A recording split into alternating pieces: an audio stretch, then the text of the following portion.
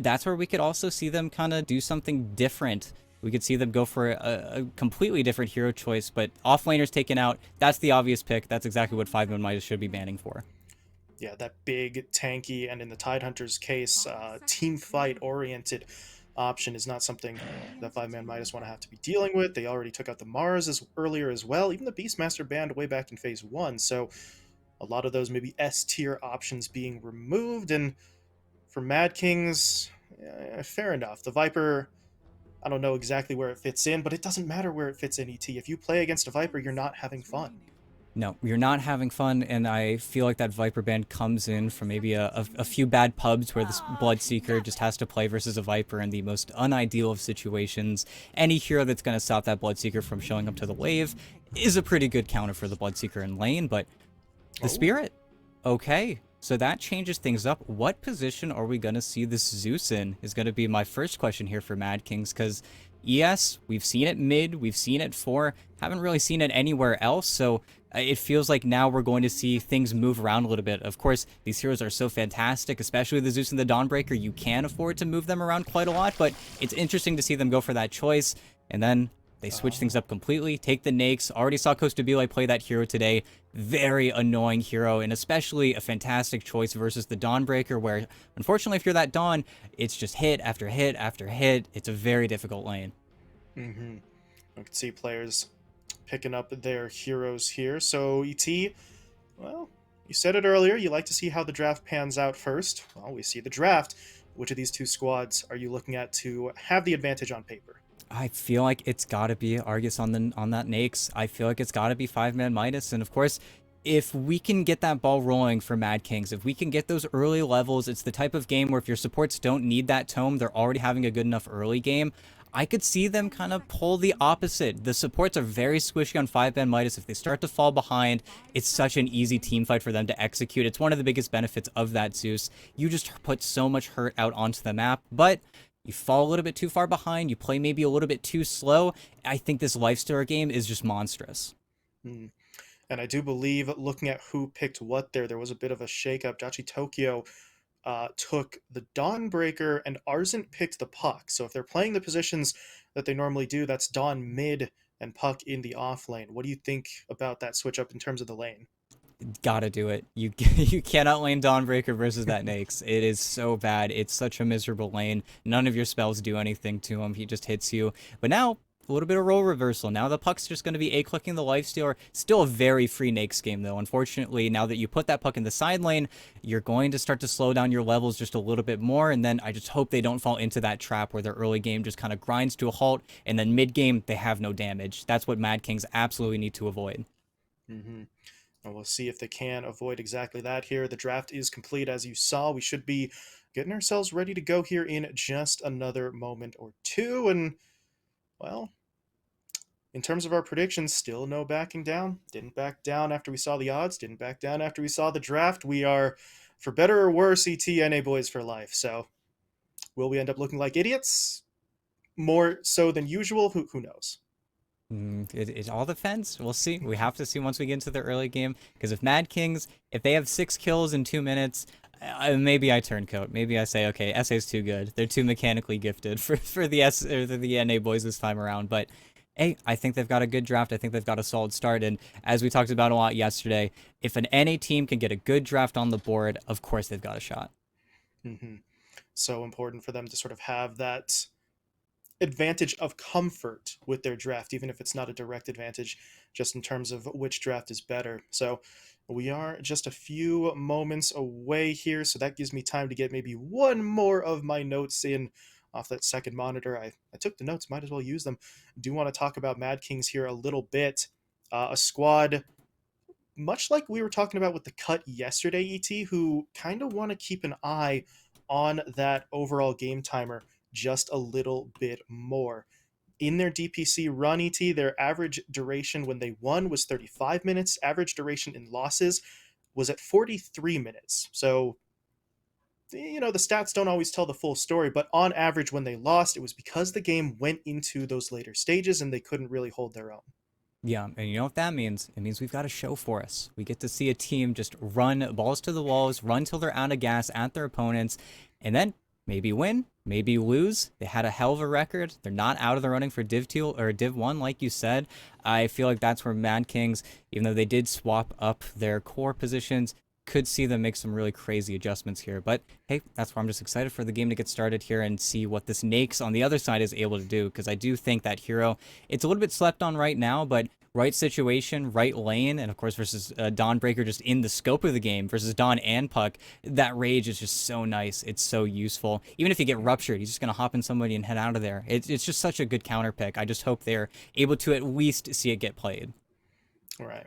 And we're talking about the Nikes being sort of that linchpin on the 5ManMidas side. If we're looking at the Mad Kings roster, put yourself in the mind frame of, okay, Mad Kings are going to win this game. What hero in their lineup is the one that gets that done for them? It's definitely the Bloodseeker. It's definitely him just going crazy with the Zeus, with the nuke, with the magic damage, making as many plays as possible. And of course, that's where I'm also worried though, because there's a Storm Spirit on the other side, and Storm Spirit has that initiation where you can't react. You can't just BKB because, well, if you BKB after he jumps you, he goes away. He runs, and he gets to be happy that he triggered your BKB. So I think that's where the patience coming from this Bloodseeker is going to be so incredibly important. If he is a little bit too knee-jerky, if he reacts a little bit too slowly, then you could see Fade just go for those forces, get the BKB out of him, get that timer low, and then suddenly those team fights become much more difficult when your Bloodseeker can't spend time hitting heroes that are coiled, that are getting hit up by that Dawnbreaker ulti. It's where everything starts to fall apart as this game goes later. And we'll have to see if he does just do the typical Maelstrom BKB, or if he tries to delay it, so that way he has that timing later on. Otherwise, we could see him get burnt out. Well, you can see on your screen right now, game getting underway, so we'll have to see all of our hypothetical, all of our theory crafting, whether or not any of it comes to pass. Game 1 of this best of 3, folks. As a reminder, still chilling in round 1 of this Swiss system first series for both teams. Winner will advance to the high matches of round 2, loser down to the low matches. No one will be in any threat of elimination either today or in that next round either, but you need 3 wins to advance to the next stage of this event. So the sooner you can get those kills, the more comfortable you're going to feel. No, you're definitely going to feel more comfortable, and maybe a little bit of revenge. 5ManMidas, I think one of their last matches was actually against Eternity, and you know they're going to want to get revenge. If they get a 2-0 here, then they're going to end up versus that. But look at the lanes. Yet again, they're going for these interesting swaps. They're trying to keep the advantage going, and with that player locking in on the Dawnbreaker, yeah, this is a sore sight for Jackie. I do not want to be here anymore, says the Dawnbreaker. We'll see, though, if they can afford to make a switch, because at this point, just a straight-up TP swap gets that switch done the fastest, but it puts you in a really awkward position in terms of your own resources. So for now, your Dawnbreaker may just have to tough it out, as much as that's going to kind of suck for you, but I don't know if they have an alternative that's not also going to put them in a weird spot.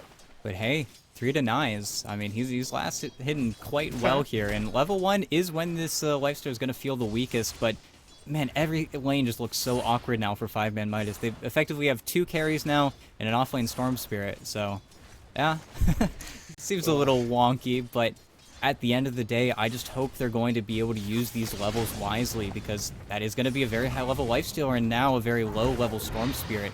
You know, everybody's getting hit up now, and one more hit, but Phaser's barely able to walk away. Unfortunately, no salve. He's going to have to be careful really the rest of the lane here.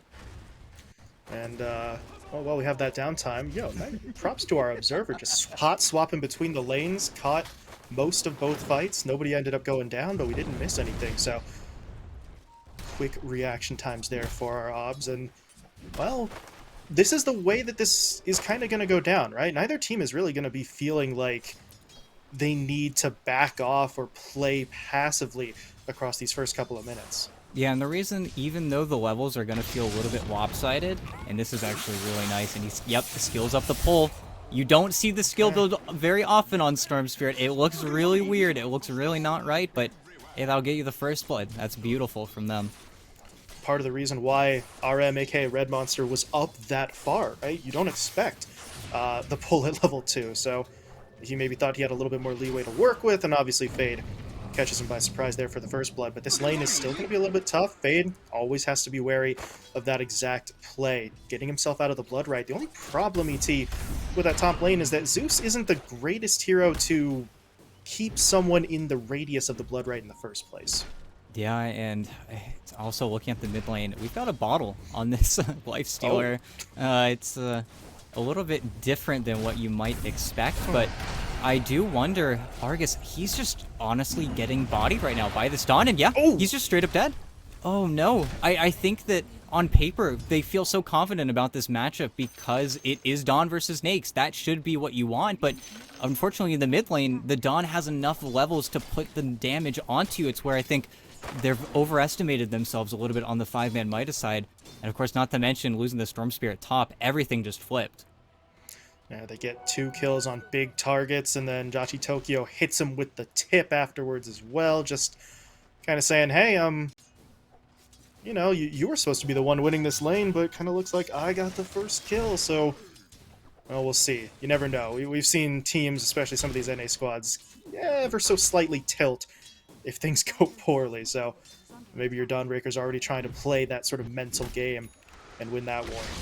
Oh man, he's just really being a bully, but that's where at the very least we will see maybe a little bit of a calm down in between levels right now. I think most of these players waiting for that level 4 power spike, and then we can see them get active again, but look at the support rotations. Something to at least secure these water runes, keep it out of the hands of that Dawnbreaker.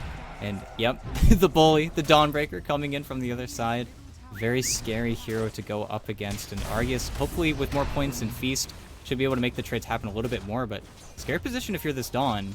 Don't want to be too far underneath the tower into that tower protection, but oh boy. Meanwhile up top, yeah, Fade trying his best to hold his ground. There's going to be that blood right. He steps out of it in time though, and now, yeah, Adrian, if he goes any further, he's fighting under a tower with basically no health. So everybody's going to back off, but this top lane ET has just been not quite a bloodbath, just the one death in the lane so far, but there has been so much early fighting. A ton of regen traded. The name of the game is just pushing that Bloodseeker to the brink. It's where, unfortunately, RL is having a much more stable time. He's not having all this chaos, but level 4. Hold on. Can he get it? Yep. There it is. And I One think the more line, hit too. Oh, Bolo. He was trying to secure something there onto the Zeus, I think, just make that a trade. Instead, Red Monster steps that damage just a little bit. Now all of a sudden, you know, two kills into the hands of your Bloodseeker, 25 and 9 in terms of the last hit count. So the early fighting in that top lane was slowing him down maybe a little bit at the start, but now he's just really kind of sitting pretty. Yeah, now with your Dawnbreaker already level 6, have to be so careful. If they ever go for any play, you could see them getting taken out here, but this is a big bait. Yeah, big support rotations, the Wyvern's there, the Lion Spike, it's perfect. Very good decision to cancel the TP into that middle lane there as well, as you were not going to arrive in time to help out your buddy, but down bot, trying to make something happen. RRL is dangerously low. He's got a couple of wand charges, but he doesn't get him off in time. And Pablo was able to strike, able to get maybe a little bit of revenge after losing the Dawnbreaker, but, well, the problem is getting that kill onto Tiny is nice, but the loss of the Dawnbreaker frees up the Lifestealer to do a little bit of extra farming. Is now top lane. Red Monster in some trouble, trying to dance through the trees, hops his way over that tree line actually, and he is free and clear for now, but that means Adrian's fighting alone. He wants the kill onto Bolo, but with very little mana to work with, he decides it's not really worth the risk. He's just going to back off, and at this point, ET, why not? He's top of the net worth. He has very much shifted this lane in his favor, and he can afford to just chill out for a bit. Yeah, and unfortunately, without 5ManMidas being healthy enough to contest him on the wave, and he's even level 6 right now. He is huge on this Bloodseeker, but every single time Adrian gets pushed back onto the wave, he gets all of the creeps, gets to heal back to full, while you're investing in regen of your own. It's just not a pretty trade versus the Bloodseeker. It's why he's one of the more popular carries right now. Not to mention, if they ever do get aggressive on him, you have this Dawnbreaker mid, always willing to look for that play, and I feel like we're going to see something from the Dawnbreaker pretty soon here. It's just a matter of whether or not that Earth Spirit can connect on the map. If we see him start to get active, it's probably where we're going to see our first Dawn ulti, and they need him bottom, but they might just be pestering, yeah. Without Coil as well, I think they're going to wait for that insurance plan. Yeah, they just don't really have the damage with only those two heroes to work with, so gotta wait a little bit. Arzent is getting close to the level 6, so they will have the opportunity in the near future. As you take a look Ajachi Tokyo there. 100% win rate. Okay. Show a little respect there. That's a pretty high KDA as well, so it's been impressive for him when he's sort of played this hero. He's been efficient as well. I think that's probably the most important aspect there is Adrian, speaking of efficiency, able to jump into the west side jungle, spot out Fade, who was just hoping to really take a couple of stacked camps. Instead, he gets taken down. Bolo on the other side of the map ends up falling as well. 5ManMidas not in a good way here. RRL taken down underneath his own tier 1 tower, and if you're feeling, well, it's time to back away. He still has that burn for a little while, so he was able to get outside of that path that Pablo was taking, and that's enough for him to TP away. So, solid fight here, and now, time for a word from our sponsor, Thunderpick. If you're topping up your balance on Thunderpick, don't forget to use promo code BITCOIN. You get a 100% bonus on your deposit up to 500 euros. So, thank you to Thunderpick as we have another fight breaking out just in time. Adrian is going to get jumped in on, and there's just no way out for him. So, 5ManMidas, a little bit of a setback in that bottom lane, but they respond quickly, ET. No, and some well-needed revenge for Fade. They get him trying to farm his level 6 in the jungle before, but they get to take him down finally, get to slow down this Bloodseeker just a little bit, and that's where Bloodseeker is still not a great hero when it comes for those big team fights. It's where you are playing the numbers game. You can only rupture one person, you know, you can only lock down a singular target, but that's also where they need to get active. Whenever the Claw has been used, whenever there's no Dawnbreaker ulti, you have to find your way onto the other side of that. But Fade, he's not level 6 yet. Yeah. They get the roll in to cancel the TP. Oh, Fade. He got mega baited. He thought it was just Red Monster, but the backup was there, and now Bolo, I'm not sure he makes it out of here either. If Pablo's willing to roll under a tower, they might do this, but RRL's coming in. Look at that silence, though. The grip is going to lock it down. There's the Thunder God's Wrath. It's not quite enough damage just yet, and Adrian might be time to go. RRL can do a lot of damage. Feelings coming in with that burn as well, and Adrian may very well go down. The tree toss is not going to hit, though, and he will make it away. The question is, will his teammate be able to do the same? Pablo's on the run. RRL has his spells coming back up, just needs the vision. And there it is. Does he even? No, won't even use the toss. Wants to be efficient. Yeah, very scary, and of course, you would have loved the Bloodseeker there, just ventured a little bit too close to the tree line, so he was 100% about to get punished by that Tiny, but, you know, you are able to walk away barely. Really cool idea from Mad Kings with the Zeus TPing back home. Just got his level 6 after the Storm Spirit kill, so you can get that Thunder God's Wrath in, but without that Dawnbreaker ulti, can't really make anything happen here. But is this doable? Yeah, keep? Oh, yeah. My goodness. Okay. What do I know? Absolutely doable. Argus did not show enough respect to the damage. That's a max level Starbreaker, so it hurts. Arzen, what's going on here? Hexed up, hit by the stun, still wants to track Bolo down. Gonna commit the Dream Coil for it, actually, and with the coil, he should be able to make it happen as he does find the kill, but now here comes Fade, zipping his way in. Arzen doesn't really have a whole lot of mana. He's going to get pulled in by that by the Vortex. This is a very strange fight now. Everyone's out of mana, so it was just turning into a right-click battle, and nobody's really going to win it. However, Dawnbreaker strikes again, moves in on to a support there to find another kill, and well, at 4-1, this Dawnbreaker mid, we were kind of worried with the matchup against the Lifestealer, but it really hasn't been an issue so far. Yeah, it's worth sending it mid and then forcing that Nags to go versus it. It feels like you've thrown something out the window if you're 5ManMidas. Like, on paper, it's a good idea, but then it just kind of falls apart in execution. Not to mention, this Dawnbreaker is balling out. He's playing so well right now. Everything is so efficient. It's the second time he's able to walk back to base and then ulti out to the lanes and then just get that farm going. Almost has an Echo Saber as well. It's where I think Mad Kings are just playing a little bit better than your opponents, and with that lane swap up, unfortunately, you don't have Fade getting those early levels. He's barely level 6. He's the same level as the Lion, but this, huge kill. Avatos, done. Quick and easy kill onto Adrian there. Okay. Very nicely done as they find the pick. Fade, meanwhile, down in the bottom lane is in a bit of a bad way. Pablo's going to roll forward. Thunder God's Wrath flies through. They need a little bit more, though, and they do have it with the Dream Coil. Fade is going to get locked in and finished off. Oh, they want more. They caught Feeling as well. Roll into Breaker, into kill, so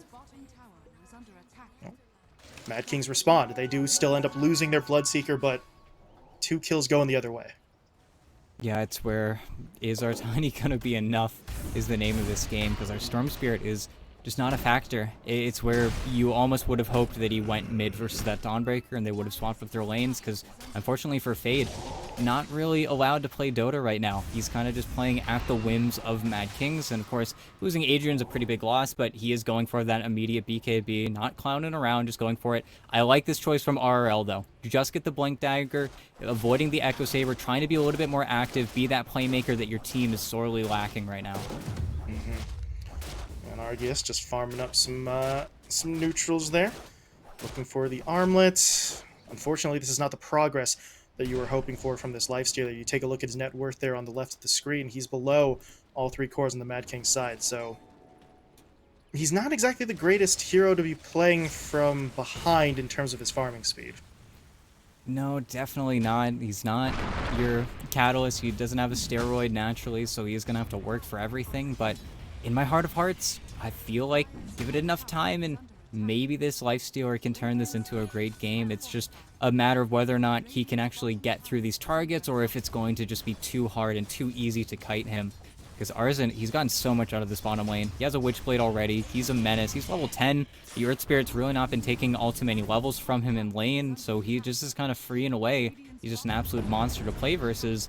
And right now with the game pausing, this will allow 5ManMidas to catch up on a few things here, especially that blink on the Tiny, but it's what they do with it is really going to be the question here, because right now they need to do anything to stall out this mid game. Mad Kings is going to hit a plateau in their damage, but if they just have this insurmountable lead and 5ManMidas don't find a play in between, then we could see them just get to that 25-minute mark and then suddenly their damage issues are solved. Let's see if they can buy that time and stall things out, as you say. So far, they've been doing a decent job of it, but that's only because Mad Kings haven't really gone looking too heavily. But now, you see them on the prowl, kind of hanging out, eyeing up that bottom lane. They miss, though, with the Dream Coil as Fade. I don't think he saw that coming. I think he was just sort of well-timed on his part, but he is able to avoid that. And now, what is going on in this north side jungle? Bolo is pushing forward, but I don't think he's going to be able to catch up to that Dawnbreaker just yet, so he simply backs away. Yeah, they've got Finger, they have Tiny Blink, they have another Smoke if they want to go for it. I think they probably should.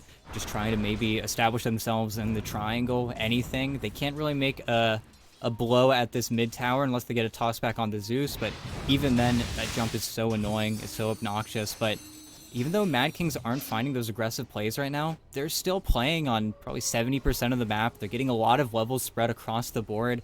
It's where, unfortunately, they're able to get damage through their levels still. It's where that plateau, it hasn't been reached just yet, but we get a little bit further into this game. There are also big items on deck. Deso for that Dawnbreaker, a few other items, but there you go. Easy kill. Waste the Dawnbreaker ulti as well. Huge win for 5Man. Yeah, just a little bit late to the fight on that Dawnbreaker, and Arzent is not quite the highest net worth hero out there, but still a very valuable prize for RRL to claim. So they get the first pick. Now they're looking for another. They're focusing mid where they have the Zeus a little bit isolated, but the reinforcements are going to arrive, and now they're starting to get a little bit broken up. Fade, though, in with the Vortex. Adrian's going to get pulled back. This fight's starting to get a little bit ugly. Pablo has to roll forward, trying to create the separation, but it's not enough. Adrian will end up falling. 5ManMidas, they look like they could take this. They lose Argus, but I think they can still push their way forward. But now that they've gotten that first wave of kills, ET, they need to back away. Red Monster's back in after buying back and respawning, so you used everything you had on the first round of fighting. Now it's time to run. Yeah, and, well, did they really make this attempt? No, with the Fade. puck showing up, this is an overextension and a very easy punish. I mean, that was nothing from the Zeus there. That was the easiest game of his life, and 2 easy kills for him as well. And again, they're feeding into it a little bit. The haste rune should give him the space, but nope. This hero's insane. That's 500 damage before you blink. Level 10 Zeus. My goodness. What a buyback from Red Monster there, right? He gets taken down behind his own tier 1 tower at the start of the fight and says, you know what? I spent so much time running. I still have all of my spells up. He buys back, comes in, grabs a triple, and anything 5ManMidas had been trying to build up with that fight around the tower kind of gets sapped away as they just stay too long in the second fight. Yeah, stick around. No building damage done. We're not at that stage of the game here. We still have this bloodbath in the mid lane, but it's still not what you want. It's a lot of time that this Bloodseeker has gotten to himself in his own triangle, finishing up that BKB, and I do worry, once he has that BKB, your supports are just going to fall apart on the 5ManMidas side. It's where you're going to have to curse and then hope you get that connecting on anyone. Otherwise, it's just going to be him running at you. They do have fantastic initiation still. They've got a blink on the Lion. They've got Finger. Still have this blink on RRL. But it's where when it comes down to a battle of the carries, is this Bloodseeker going to be able to have enough distance in between himself and the Lifestealer? And will this Lifestealer actually be able to hit anyone? It's the game of the kiteable carries, and I just feel like right now, Mad Kings are more equipped to deal with it. And they're looking pretty strong right now. They have a 5K lead to work with as well, so confidence is very high. But yeah, they're trying to set up. Making their way bot. Pablo's going to run into Feeling, though, elsewhere on the map, so they'll get that kill. The problem is, yeah, the second that they see Feeling getting ganked, they know those two heroes can't be in a position to help Adrian, so they will turn it into a trade. Argus now trying to TP away, pops the Rage to do so, and he's going to be just fine. Yep, Rage TP, one of the most satisfying things in Dota. Spin TP is a little bit cooler, you know, take your creep wave with you, but that'll do ya, and gets to continue his farming pattern in RM. Oh, that was a really off the mark zip, and oh yeah. Argus gets caught out in the river. They jump him. Fade now stunned up as well by that Solar Guardian. And RM, I'm going to give him the benefit of the doubt and say that was intentional from the start, because it's just a beautiful play. They pull the cores in. They find the kills. They're going to look for another one here. His Feeling is silenced up, but unfortunately forced to run away from his own tower. That's a nice attempt with the ult. The problem is he hadn't hit the Dawnbreaker with it, so they're still able to find that kill. RRL now getting involved. The problem is he didn't have enough damage to find the kill into Arzen, and now he is entirely trapped in this fight, just kind of accepting his fate here, knowing he's not going to be able to get away once he got hit up. So 5ManMidas just kind of feeding one after another there. That's 4 dead in total, and Mad Kings, they're starting to run away with this 118. Yeah, the numbers, they're just too big. I mean, even in the beginning of that fight, Fade going for that zip, something felt off. The coil, it was too good. The response was immediate, and that's why you pick this combo. It's coil into that phase shift where the Dawnbreaker just gets to very safely ult onto you, and this Dawn is still massive. Even though you're getting these small picks onto Adrian and not even slowing up his BKB all that much, without killing that hero, it's just the healing, it's the constant luminosity, it's the BKB piercing Ag Shard, and now Blink Dagger to boot. It's just so much that they have to deal with on the 5ManMidas side, and their timings, they're not there. And unfortunately, with them splitting their gold, if RRL has an Echo Saber, if he has the workings of a BKB, you could say their next power spike is soon, but he's gone for a Blade Mail. This feels like pure desperation. I understand the potential benefits, but yeah, it doesn't feel like the build that you want right now. Is Feeling gonna get himself taken down. RRL now in trouble, stunned up, Dream Coil deployed. They're even gonna hit him up with the Rupture. Now the Solar Guardian coming in. This is just a full-on dog pile onto 5ManMidas, and they're gonna get every single target that they want. Yeah, didn't even have to pop the DD. It was just already a one fight. Argus needs to be careful of maybe a silence from the Geomagnetic Grip, but yeah, he's out. No bash yet. Though there will be a basher though, eventually, and then he's gonna have to be a lot more scared of that TP out, but yeah, right now Mad Kings, they can really go at their own pace. There's a split pushing Storm Spirit in this game. It feels like the NA squad really dropped the ball. It just feels like they really fell behind, and it comes back to that mid lane, just giving that Lifestealer so many levels, and unfortunately not able to really do much with it. At the same time, also losing the lane versus the Dawn. Just tough stuff. Yeah, and we always talk about that with NA squads being a little bit more lane focused and in some rougher cases lane dependent, and this might be one of those scenarios because they are struggling to find answers right now. If they can draw this out for a little while longer, maybe that changes. If they can build up some speed, but well, you don't have too many opportunities to do that if you're losing your carry all the time. Zargus gets picked off, Bolo falls as well, and if you're 5ManMidas, there really just isn't a fight here. This is just running for your life, but Pablo doesn't want to let them go. Might have pushed a little bit too far forward, though. He is getting punished, but Arzen is able to come in, drops the Dream Coil, gets the damage in. He's starting to lose HP himself, but now his reinforcements have arrived. Adrian is here. RM is into the fight as well. Arzen does get taken down, though, so they find something, but is it going to be worth it? Feeling's dead, RRL taken down. The Storm zipped out while he had the chance, but it's still 4 down. 5ManMidas just can't seem to take a clean fight. Yeah, and they got what they wanted. They got the Earth Spirit first. Unfortunately, there's so many playmakers on the Mad King side. The only one who's kind of passive in this game is the Zeus, but of course he's doing 700 damage every 5 seconds, so he's completely happy with his game. It just feels like maybe this next batch of items, we see them getting a small uptick in their ability to find these fights. I feel more likely they need to try and just run down the lanes, try to get these lanes in as far as they can across the river. Your opponents aren't necessarily going to gun for Roche too soon here. Maybe once the Deso's done on that Dawn, we see them go for that play, but need to force errors out of this Puck and Earth Spirit. If they can kill those heroes, 2-3 more times, it's going to feel so much better. But okay, the bash, very timely on the first hit there. Didn't stand a chance. Dawnbreaker continues to work. 11-1 and 11. Might be looking for 12 here. And he's going to get it. RL taken down. And Fade, I don't know about this one. He's going to zip himself away. No, he's not. Going to get caught by the Dream Coil instead. Trapped in the Roche pit. It's a triple kill for Judgy Tokyo. And this is...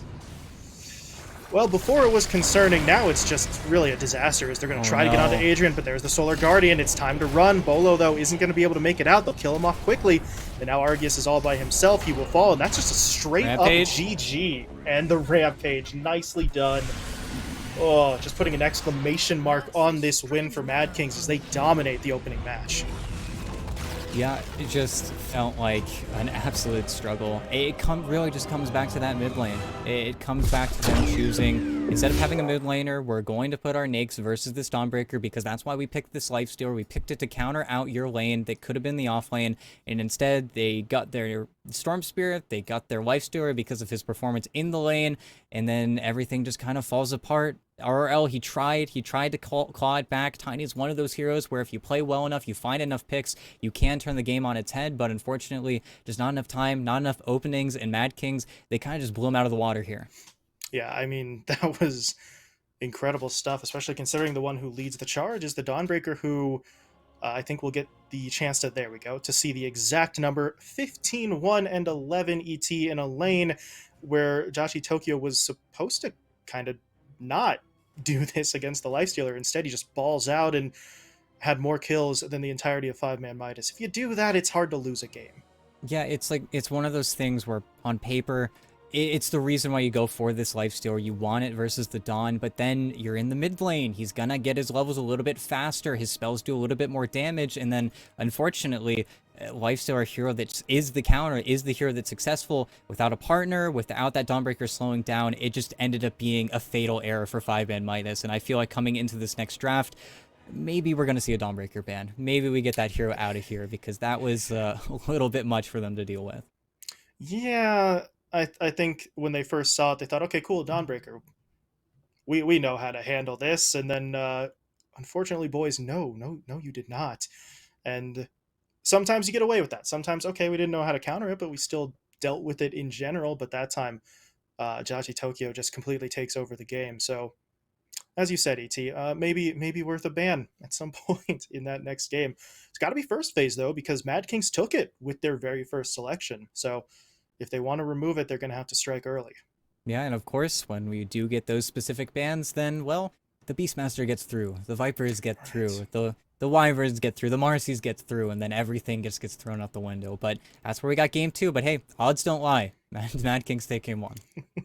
Yeah, the odds were something that maybe we should have listened to a little bit. So our NA pride gets the better of us. But it is Mad Kings taking the first game here. Question now, do they pull off the clean 2-0 sweep, or can 5ManMidas make the adjustments to claw their way back in and force a third game? We'll be finding out in just about 10 or 15 minutes here as we step away for a moment, but we'll be back on the other side of the break with game 2.